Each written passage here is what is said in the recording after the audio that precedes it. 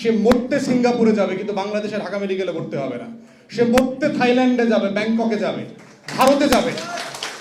সে মরবার জন্য মাউন্ট এলিজাবেথে যাবে, লাশ হওয়ার জন্য বিমান ভাড়া করে প্রাইভেট হেলিকপ্টারে যাবে, তারপর বাংলাদেশের স্বাস্থ্য খাতকে সে ভালো করবে না।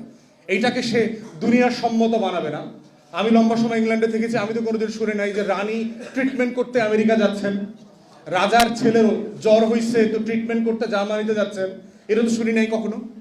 সিঙ্গাপুরে চিকিৎসা করতে গেলেন অমুক তমুক বাপের বাচ্চা, মায়ের বাচ্চা, অমুকের বাচ্চা, অমুক দলের অমুক সমুক, দেখবেন এগুলো লেখা আসে গণমাধ্যম। লজ্জা লাগে না বাংলাদেশের রাষ্ট্রের যারা রাজনীতি করে যে এই দেশের নাগরিক হয়ে আর এক দেশে ট্রিটমেন্ট নিতে যায়, সেটা আবার গণমাধ্যমে জানায়া যায়। যাওয়ার সময় একবার এয়ারপোর্টে সব সাংবাদিককে ডাকে, আবার হুইল চেয়ারে বাইরেতে বাইরেতে আবার সাংবাদিকদেরকে ডাকে।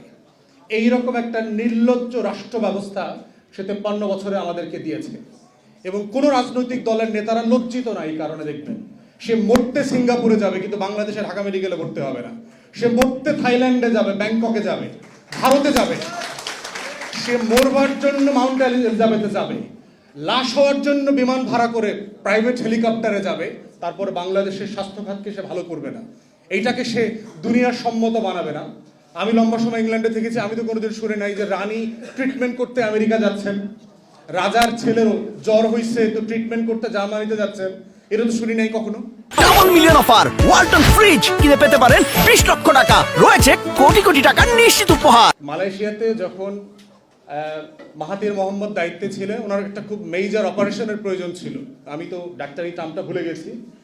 তো ওই অপারেশনটা তখন ডাক্তাররা ওনাকে জানিয়েছে যে এটা মালয়েশিয়াতে নাই, করা যাবে না।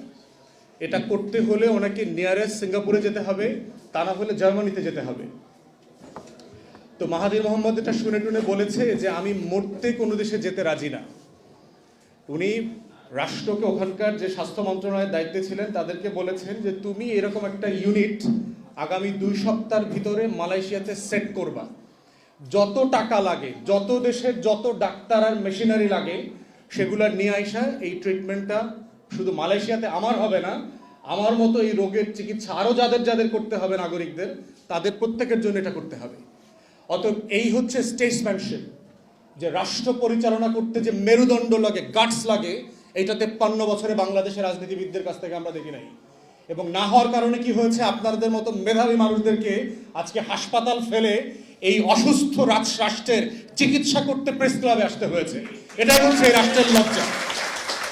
যদি এই রাষ্ট্রের মেরুদণ্ড থাকতো, এই রাষ্ট্রের রাজনীতিবিদদের যদি ন্যূনতম মর্যাদাবোধ, সম্মান থাকতো, তাহলে তারা এই দেশে মরতো, গ্রামে মরতো,